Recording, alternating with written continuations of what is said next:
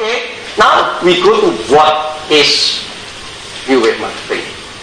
My definition about marketing actually is very, very simple. That is what I call PDB, positioning, differentiation, branding. PDB. If you don't have a strong brand, you are not a marketer.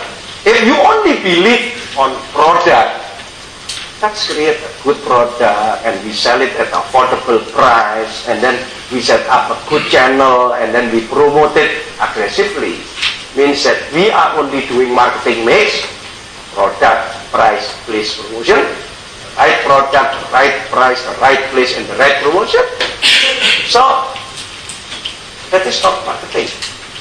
That is not marketing, not the real marketing. So many people thinking that marketing is marketing mix. It's better than if you think marketing is promotion only. If you think marketing is PR or marketing is selling, it is worse. If you think that marketing is marketing mix, it's better. But that is not enough. That is not the real essence of marketing. Actually, whatever your marketing is, you must have a brand. A brand is the real value that you can put the brand on top of the product. How good is your marketing mix? If you don't have a good brand, maybe you will not get enough profit. But if you are a monopolist, if you are the only player, it's a different issue, right? You don't need to use marketing.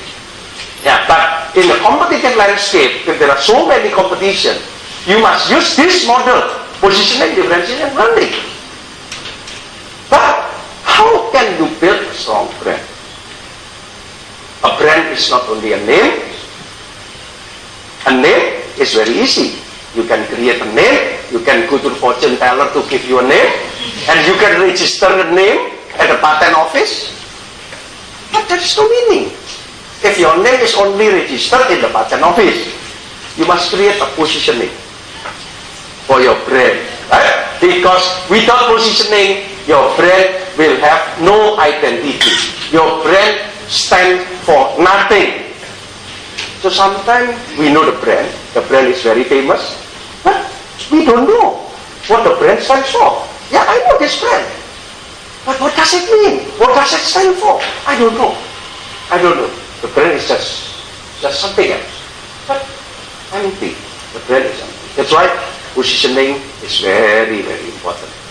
In our marketing world, positioning is a strategy to differentiate our brand from our competitors. But remember, a positioning is only a statement, positioning is only a promise, even positioning is a strategy. Positioning is a strategy to differentiate yourself from your competitors. But a strong positioning must be supported by a solid differentiation. Without solid differentiation, without solid uniqueness, actually the positioning is only a promise. You promise something like a politician. Politicians always promise something, positioning themselves to be different from their competitors. But if the voters, they don't know about the uniqueness, they don't know what is the differentiation, what is the real uniqueness to support the positioning. So the brand will not be strong. So if you want to develop a strong brand, please think about a good positioning, a beautiful positioning. But that good and beautiful positioning should be supported by very unique differentiation. And then if people see your integrity means that you promise something but you deliver what you have promised, so you will get brand image. So from brand identity to brand integrity to brand image. So you cannot create image if you don't have clear positioning, which is supported by solid differentiation. This is what I call EDP. But this is legacy marketing. Like 4C is legacy marketing. 4C is vertical marketing. But now new landscape. That's why we need 5G. We need connection. We need connectors. From legacy to new wave. From vertical world to horizontal world. Now, what happened to the PDP? PDP is very good in vertical world. You position yourself, you position your product, you position your brand to the customer's mind. That's why there is a very famous book written by my friend called Elris and Jack Brown 30 years ago. 30 years ago. Positioning the battle of your mind. Very famous book. You ask all the advertising agencies, they know that book. Yeah? They know the book. Positioning, positioning, positioning.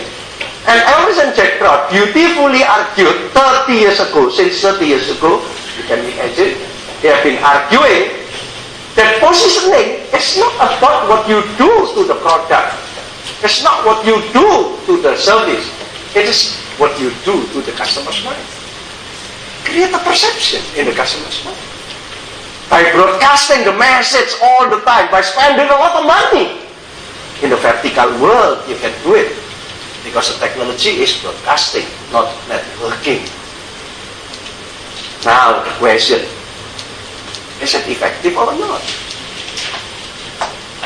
When the number of media is so many, and now the customer getting cluttered and confused about so many messages that penetrate to the mind from morning until evening, right? So many messages.